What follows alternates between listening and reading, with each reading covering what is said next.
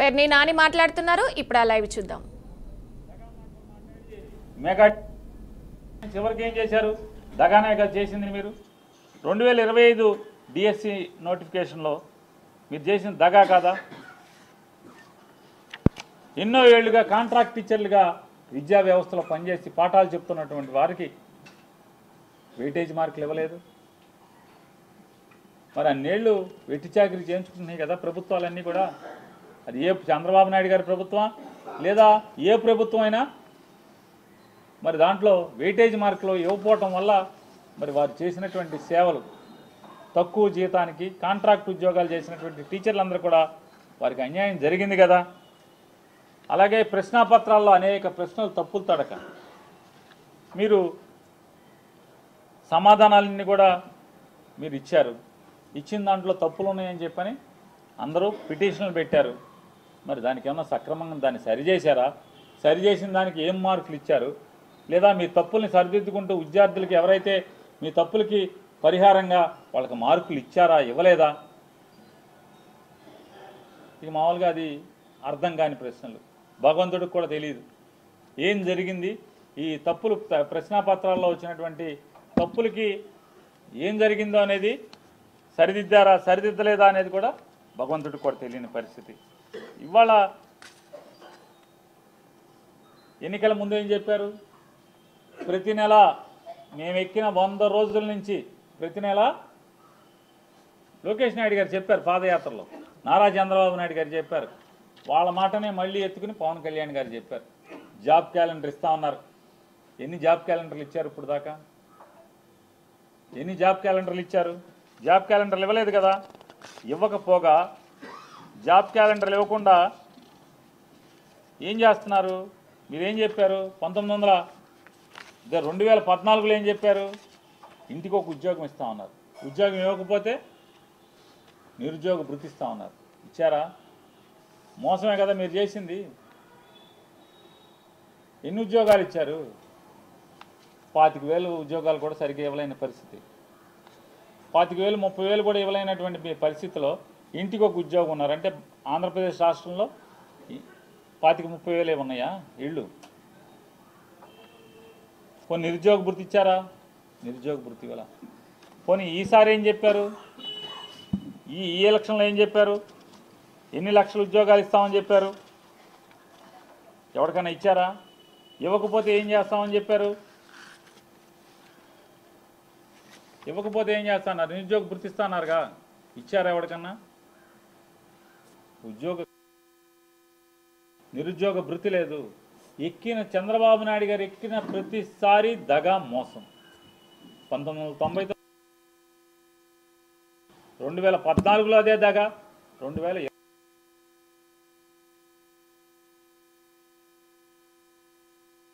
ఉద్యోగాలు కల్పిస్తామని చెప్తారు.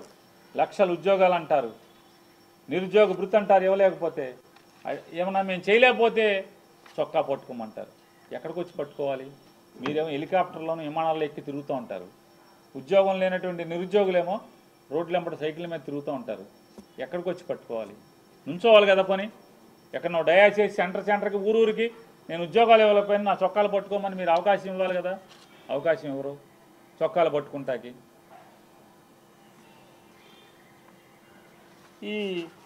ఇంత దగా మోసం ఆర్భాటం ఇటువంటి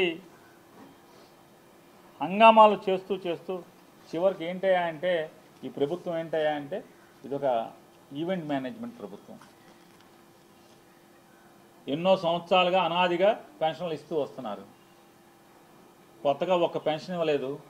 పాత పెన్షనే ఈయన ఒక హెలికాప్టర్ విమానం హెలికాప్టర్ వేసుకెళ్తాడు. 2 కలిపి ₹1 కోటి షామ్యానాకి కుర్చీలకు అవుతుంది.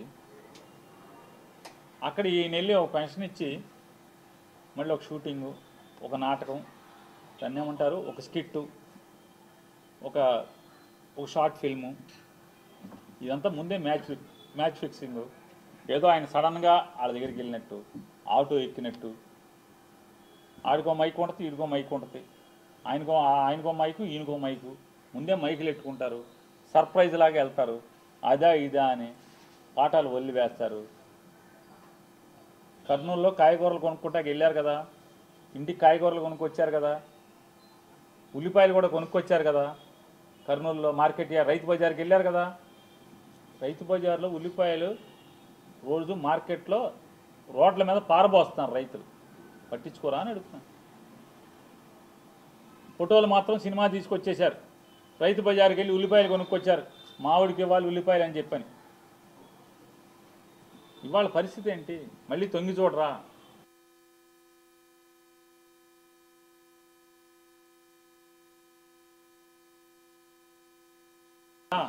మొలకమంత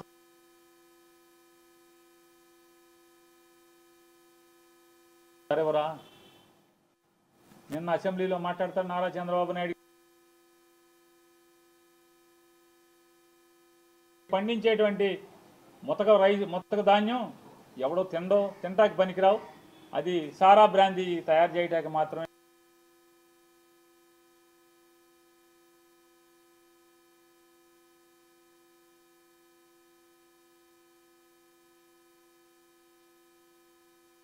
బియ్యం ఎవడో తిండో, మా బియ్యం కాపు సారాకి బ్రాందీకి ఆల్కహాల్ తయారు చేయడానికి మాత్రమే పనికొస్తాయి. మరి పొగాకు పండిస్తున్నారు కదా, పొగాకోడికి గిట్టుబాటు ధర ఇప్పిస్తున్నావా? మిర్చికి గిట్టుబాటు ధర ఇప్పిస్తున్నావా? ఏ పంటకి? కందులకి ఉందా గిట్టుబాటు ధర? పెసలకి మినువులకి గిట్టుబాటు ధర ఉందా? శనగలకి గిట్టుబాటు ధర ఉందా? ఉల్లికి గిట్టుబాటు ధర ఉందా? దేనికి గిట్టుబాటు ధర ఉంది? అరటికి గిట్టుబాటు ధర ఉందా?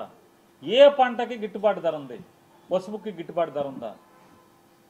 నారా చంద్రబాబు నాయుడు ప్రభుత్వంలో ఏ పంటకి నువ్వు చెప్పినట్టుగా మేము పండించే ధాన్యం తింటాకి పనికిరావు, మరి మిగతా అన్నీ కూడా తింటాకి పనికి వస్తాయి కదా. ఏ పంటకి గిట్టుబాటు ధర ఇస్తున్నారు మీరు? ఎవరికి ఇస్తున్నారు? మామిడికి గిట్టుబాటు ధర ఉందా? డబ్బా కొట్టుకున్నారు, హంగామా చేశారు. మామిడికి కేజీ 4 రూపాయలు ఇస్తున్నామని చెప్పని సబ్సిడీ కింద, అంటే కాంపాషనేట్ చేస్తూ రైతుకు నష్టపరిహారం కింద 4 రూపాయలు ఇస్తున్నామన్నారు. ఎన్నాళ్ళు అయింది? ఎన్ని నెలలు అయింది జీవో ఇచ్చి? నారా చంద్రబాబు నాయుడు గారిని నేను ప్రశ్నిస్తున్నా, పవన్ కళ్యాణ్ గారిని ప్రశ్నిస్తున్నా, 4 నయా పైసలైనా ఎవరికన్నా చిత్తూరులో మామిడికాయ రైతుకి వేశారా అని అడుగుతున్నాను. ఛాలెంజ్ చేస్తాను. ఎన్నాళ్ళైంది మీరు హంగామా చేసి? జగన్మోహన్ రెడ్డి గారు వెళ్తే ఎన్ని మాటలు మాట్లాడారు, అవాకులు చవాకులు పేరారు. జగన్ గారి ప్రోగ్రాంని ఆపడానికి ట్రై చేశారు. జగన్ గారి ప్రోగ్రాంలో రైతుల్ని కేసులు కట్టారు, రైతుల మీద, జగన్ గారి మీద కేసులు కట్టారు. మేము 4 రూపాయలు ఇస్తుంటే జగన్ వెళ్ళి ఇప్పుడు వెళ్ళి అడావుడి చేస్తున్నాడని. 4 రూపాయలు కాదు, కేజీకి 4 పైసలు ఎవరికైనా ఇచ్చారా మీరు? నారా చంద్రబాబు నాయుడు గారు ఆంధ్రప్రదేశ్ రాష్ట్ర ఖజానా నుంచి 4 పైసలు ఎవరికైనా ఇచ్చారా? ఎందుకు ఇవ్వలేదు?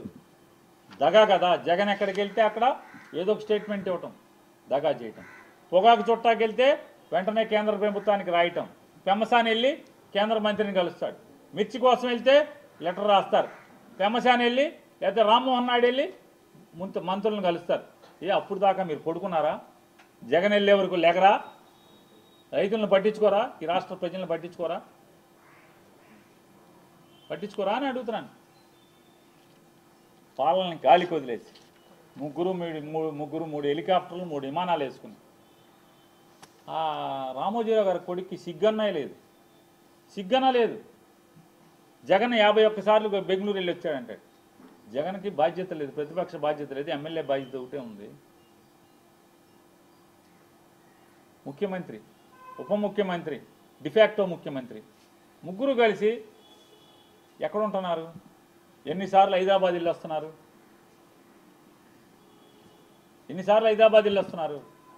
శుక్రవారం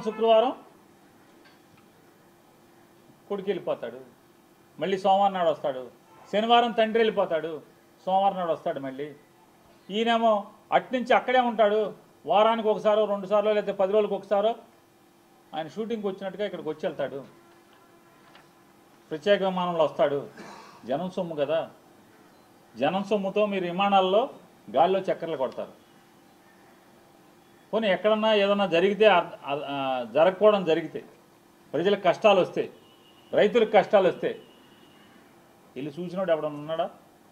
జనం సొమ్ముతోనే కదా తిరుగుతున్నది. హెలికాప్టర్లు విమానాలు వేసుకుని వెళ్ళరా? ఎక్కడికి వెళ్ళరు, చూడరు.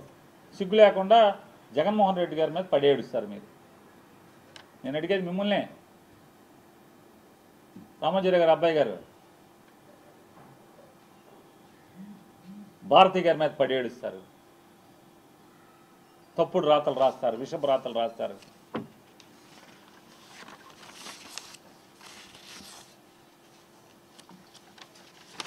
ఇంకా ఇప్పటికైనా జగన్ మీద పడి ఆడటం మాని కూటమి ప్రభుత్వం కానీ లేదా ప్రభుత్వాన్ని మోస్తున్న మీడియా కానీ జగన్మోహన్ రెడ్డి గారి మీద పడి ఆడటం మాని జనం కోసం మీ మీద ఎన్నో ఆశలతో ఎన్నో అభూత కల్పనలు అరిచేతిలో వైకుంఠం చూపించారు ప్రజలకి. ప్రజల గురించి పట్టించుకోండి, వాళ్ళ కష్టం వస్తే వెళ్ళి చూడండి. ఇంకా ఇప్పటికి సంవత్సరం 16 మాసాలు అయిపోయింది. ఇప్పటికి 16 మాసాలు అయినా కూడా ఇంకా జగన్ మీద పడి ఆడవటం, ప్రజలకు ఏం కావాలో చూసి ఆడవమని చెప్పని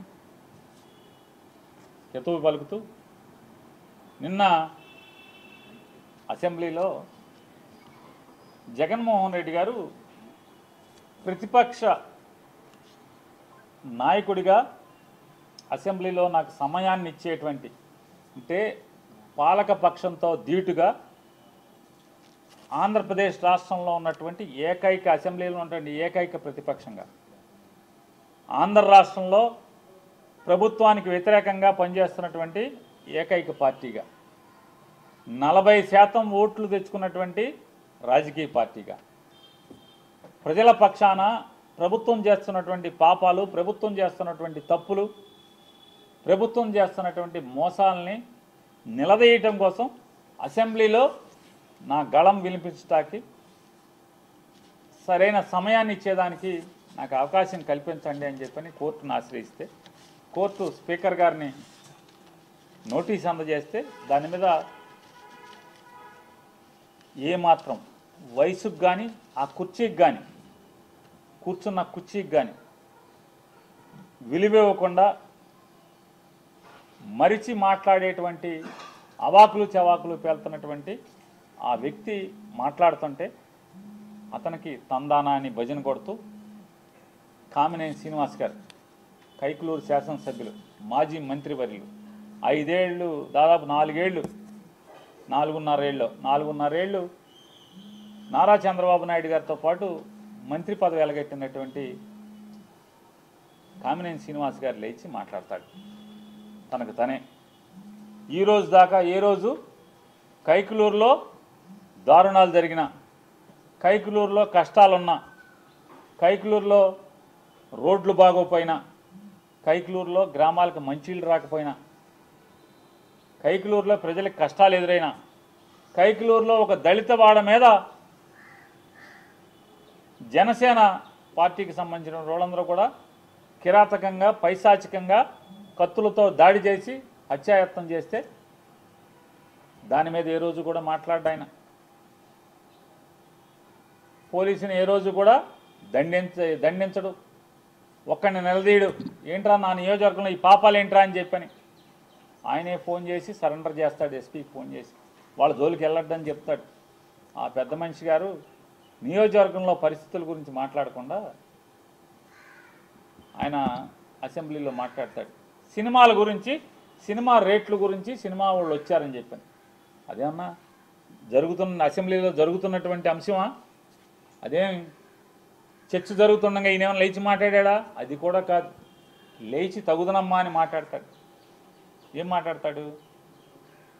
చిరంజీవి గారినంట సినిమా వాళ్ళందరినీ కూడా నడిపించి వచ్చాడంట. నడిపించి వచ్చి నేను రాను మాట్లాడతాకి వచ్చిన తర్వాత వాళ్ళందరూ వచ్చాక మన సినిమాటోగ్రఫీ మంత్రితో మాట్లాడుకుని పొమ్మనండి వాళ్ళని, నేను రానని చెప్తే చిరంజీవి గారు పెద్ద పెద్ద అరుపులు అరిచాడంట, రంకులు వేసాడంట. తమాషాగా ఉందా అది ఇదని వెంటనే భయపడి జగన్ గారు వచ్చి వాళ్ళతో చర్చలు జరిపాయంట. అరే వయసుకి హోదాకి ఎమ్మెల్సీ చేసాం, మంత్రి చేసాం, మళ్ళీ ఇప్పుడు ఎమ్మెల్యేగా ఎలగబెడుతున్నాం.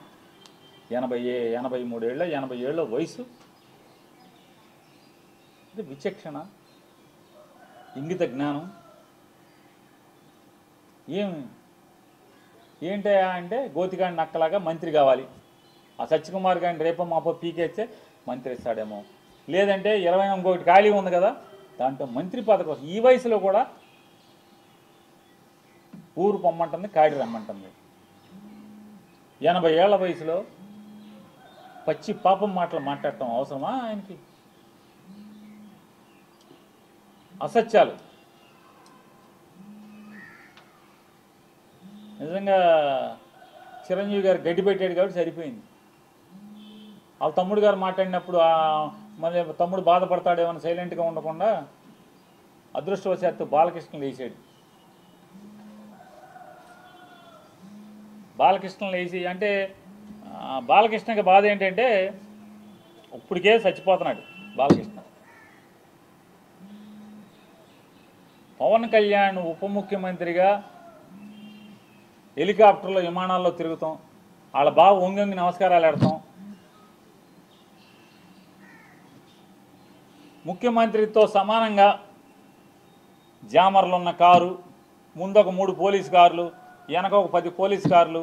అసలు మామూలుగా పవన్ కళ్యాణ్ కారు దిగంగానే వాళ్ళ బావ కన్నా ఎక్కువగా ఓ 25 మంది పోలీసులు చుట్టూ సఫారీలు వేసుకుని తుపాకులు ఇచ్చుకుని ఓ 25 మంది పోలీసులు.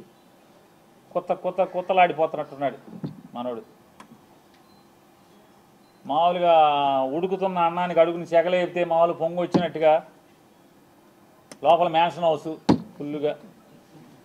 అసలు రాను రాను ఏమైపోతుందంటే ఇట్లాంటి వాళ్ళ మూలంగా ఆర్టీసీలో కండక్టర్కి డ్రైవర్కి డ్యూటీ ఎక్కేప్పుడు బ్యాందీ సారా తాగేప్పుడు పెడతారు. ఆ గొట్టం ఏంటంటే నోట్లో గొట్టం పెడతారు, బ్రీత్ అనలైజర్. ఆ బ్రీత్ అనలైజర్లో అసెంబ్లీ గేట్ కాడ కూడా తలుపు కాడ కూడా పెట్టాల్సిన పరిస్థితి వచ్చేసింది. రాబోయే ఇక మామూలుగా ఇట్లాంటి వాళ్ళు ఉంటే ఇక అంతే కదా, ఏమవుద్ది? అసెంబ్లీ తలుపు కాడ లోపల తలుపు తీస్తారు మామూలుగా హాల్లోకి లోపలికి వెళ్ళి అక్కడ బ్రీత్ అనలైజర్ పెట్టి